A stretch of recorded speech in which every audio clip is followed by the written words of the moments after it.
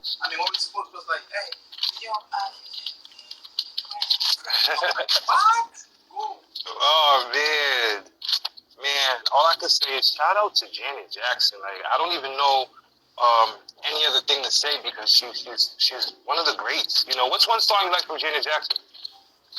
Oh, the last one because it's very very Africanized. They call it "Me for Now." Dope. So let's get into it. So I want to know, Stanley, how's the education system in Africa right now? I mean, like, just to make it clear, Africa is a continent, it's not a country. Africa has Africa has 54 countries, and there's like just like you got New York, you got the West, you got the East, you got the North, you got the South. You know, so I'm in the central part of Africa. I am in Cameroon.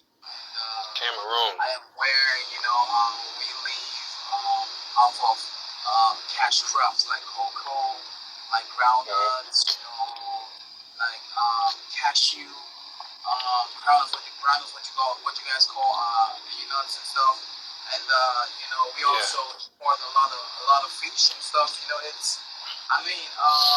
Education in Cameroon. Cameroon is bilingual. Cameroon is the only country in the world besides Canada or alongside Canada where you speak both French and English, right? So you got like these two languages that you can speak. The two official languages of Cameroon is French and English, independent of our own personal languages that we have as African people, right? So it's the educational system here is super beautiful. So I'm studying French. And that's really major. That's really major. For those that don't know, we got my guy Stanley in the building. Stanley Enow, all the way from Cameroon. This is Rocky's World Live. I want you guys thank you guys for logging in. I'm all the way in New York City in the United States right now, and we still can have a connect. For those that don't know, when you do have an international person on live, I want you guys to put your volumes all the way up because we're trying to make the best connection, and so you guys can hear us clearly. Now, I got another question, right? What's the difference between, I guess, African Americans and I guess Africans? The difference is that they're African American and then we Africans. You know what I mean? Yeah. What does that entail? Like, what does that mean?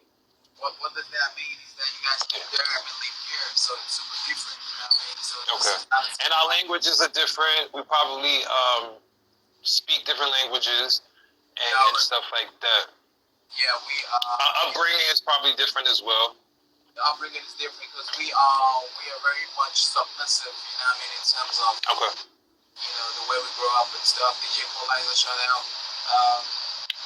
We listen to our parents a lot. Okay. Right. Don't go out. Don't go out. Because think that if your mom speaks ill of you. Curse can come out. But in America, once you're 18, you're gone. You know, like everyone's like, nah, don't talk to you like that. Bro. See, wait, man, are you trying to say we're spoiled in a sense? Is that what you're trying to say? Oh, you guys are a lot spoiled, bro. I've been in America a lot. Like we for example, if I see an old man standing, I'm letting him speak. For example, at the airport, right? Let's say we're at the gate trying to board a flight. I see an old man, someone that is older than me. You know what I mean? Elderly, right? Yeah. You know, I'm gonna be like, yo, have a seat. You know what I mean? But one day I was boarding to Austin. I was in New York, and I gave my seat to an older person. The lady called me. She was like, wow. One lady saw me. She comes like, wow, where are you from? Wow, this is rare. Us in America, we don't do like that, like everybody like, for example, I'm gonna go to the bank, you know what I mean? Even though we say first come, first serve, if I see someone that is aged, right, and then he's behind me in the queue, I'll let him go further. Got it. So you're raised off of morals. You have a lot of morals and raised in you. I'll just say that's our morale. I would say that's our morale, right? I would say the other people who ain't got that that have a good morale. But I mean, that's just because if you go to, for those that don't know, in New York, like if you see an elderly person, like me particularly, I'll get up and let them see. But a regular New Yorker would just watch someone crample on a wheelchair and still just like sit in the seat, and they're perfectly fine. So New York, we got to get better, you guys. So I want to ask you, at what point did you think you were going to be an artist in life? Was it when you were in school? Yeah, that was that was back in school, because like when I was in elementary school, what we call nursery school. You know, you guys have nursery. I think that's what you guys call elementary. Like in elementary school, you know, like during the school parties like that, I've been doing my forms, singing forms, and doing.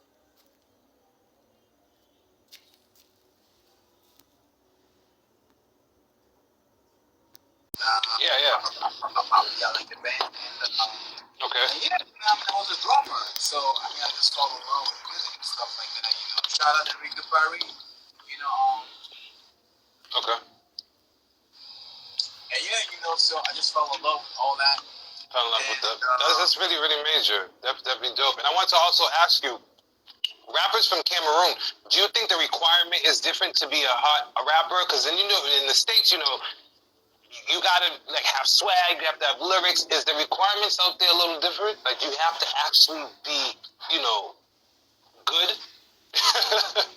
No, I think it's more of the depth, At the end of the day, it's more of the depth of the lyrics and the way you vibe, the way you vibe in terms of, the way you are, in terms of the way you vibe, it's very important, And I can't lie to you that rappers rap at the end of the day is content, the vibe is yeah. the way you mellow in the words, And yeah, it's hip-hop remains hip-hop standard. There is no African hip-hop for me. I mean, Right. Somehow, but I mean, at the end of the day, it's rap beats that we transform into African. So at the end of the day, hip-hop is not African culture. At the end of the day, right? It's black culture. I would say it's black culture. And since we're all black, we can share that culture. But at the end of the day, got it. America, I mean, rapper in Africa, the only difference is that what we say has to be different in terms of content. We don't have the same realities, right? That makes a lot of sense. And I also want to tell the people that you used to break dance, right? Do you still implement that in your artistry now? Yeah, I try that. I want to even go further, and okay. I even want to go further and do more, because it's great to be very plural in your talent. For example, definitely. Let me play this song. For example, you're gonna see that I'm doing it in an African way, but I got like a drill type beat, right? Normal drill hip hop trap beat, but I'm gonna do it with African or Cameroonian words. It makes it kind of different. Okay, play for you. Got it.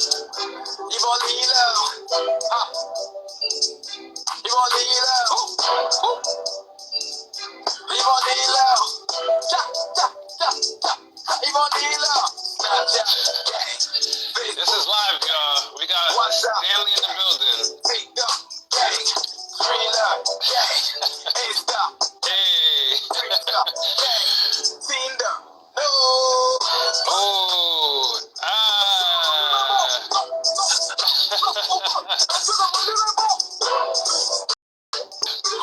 See, I wish I had this type of energy during the afternoon.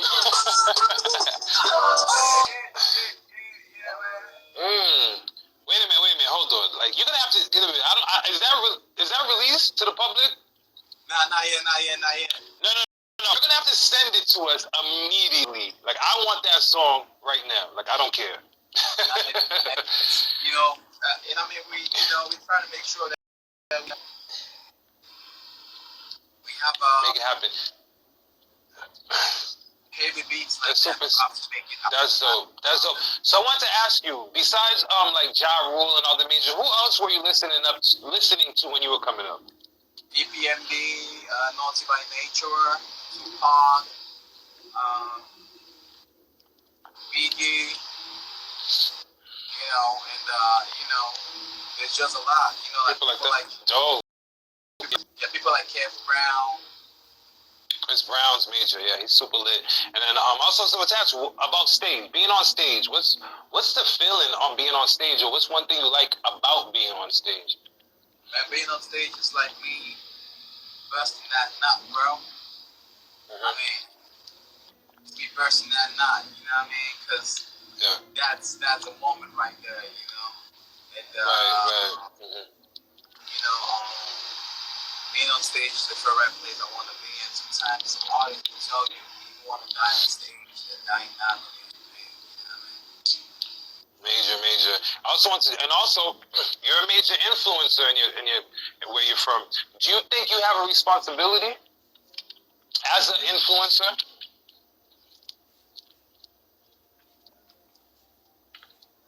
Well, I already prepared for this. As you guys know, well, he's all the way in Cameroon, so we're going to have a lot of disconnections, a lot of messed ups, and all that good stuff that happens on IGTV. So, I don't know if we froze. I see you guys in the comments, but his screen froze, but I see you guys. So, so we're going to give it 2 more minutes. Whoa, I think he's back. I don't know. Seems like the connection's coming back slowly but surely, you guys. So yeah. Besides that, like I said, we have hot artist Stanley Enow in Rocky's, and then we're making it happen, and we're making it happen. You're coming back slowly but surely. Oh, we have a bad connection. Oh man. All right. So what we're gonna do is we're gonna exit Stanley now, and then he's gonna come right back on. And meanwhile, we're gonna talk about a lot of COVID. Okay, wait a minute, he's back. There we go. Oh, yeah. Got it. Can you hear me? Yeah, I can hear you. Oh, yeah, I'm back. All right, there you go, y'all. We was about to get in that COVID talk. So listen, I want to also ask you, how was your tour? How was your what, mama? What? How was your tour? My tour, where, bro? Like, right. So you had a tour that you went. I think your first tour, right? Yeah. I think my tour. How was your first tour? Man, it was super great, super elite, and like we had like a lot of great artists come on as well. So I mean, I had a sold out show in Douala, my hometown. That was on February 11th, before the whole COVID situation. I mean, it was super great, and I'm happy I had 6,000 people coming in. I mean, that was such a great moment in my life. Yeah, it was. It looked fun, and stuff like that. And I also want to ask you, how can Cameroon artists that's coming up and rappers coming up be successful as you? Like, what advice do you have for them? Just be consistent and be in the studio always. Call me, I'm always in the studio, bro. Like, always in the studio, like, because this is where magic happens. Let the team work. You know, make sure you have like other people around you, like a beautiful team. Major. Make sure that you have to stay creative, stay juicy, bro. That makes a lot of sense. Follow Me, one of my favorite songs. I want to know, what inspired you to write that? Oh no, there was a football competition and I just had to write it. It's great, it's fun, not to have to read, I mean, like, just have to treat like an actor. Like a football anthem. Major. Yeah, that's one of my favorite songs. When it first came out, I was like, I called my guy, Mr. Africa. I was like, listen, that song is super lit. So listen, what's your relationship with Samsung? Are you guys still in partnership with them? Yeah, I'm a Samsung ambassador, right? Samsung ambassador, got it. That's waiting. Can you send some? Can you send some for the show? Can we do a raffle next time? Like, what's going on? Why not, Keto? Let's do that. Yeah, you heard it here. Because listen, Stan, everything you say is being recorded. So when I play this back, and I say, remember that day you said we were going to do a raffle. We got you live on camera. You guys heard it first today on Rocky's World Live. And also I want to ask you, knowing that Africa's like the motherland, do you think people still appreciate it as the motherland? Why not? People people know that this is where, Africa is the birthplace of civilization. So if you Okay. realize, all everything started in the Egypt, with the whole revolution that started in Egypt, So yeah, I believe that people know that Africa is a source, especially the black people, and those who know where it comes from. I'm happy with the whole ancestry.com thing that made people in America, especially black people in America, to really know where they're from, because we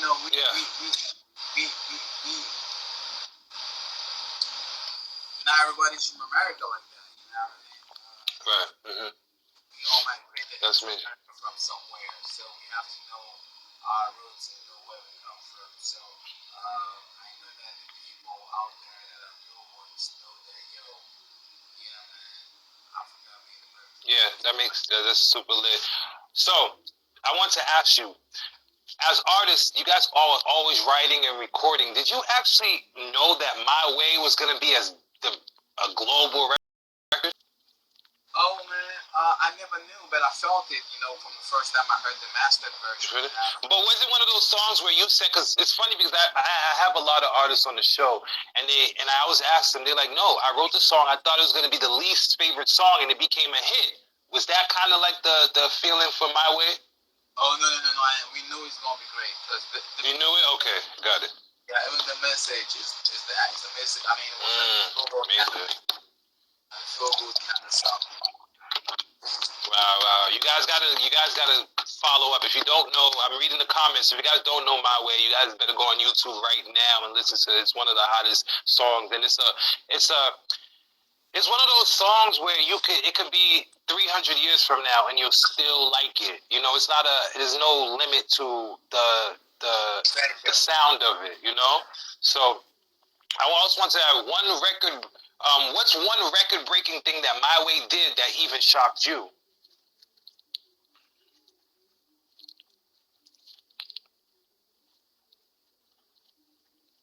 I think we froze again. I'm not sure.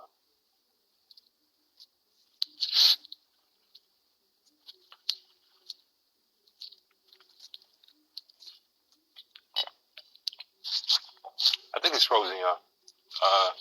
It's funny because every time I'm about to exit you out, it always comes back. It's so funny.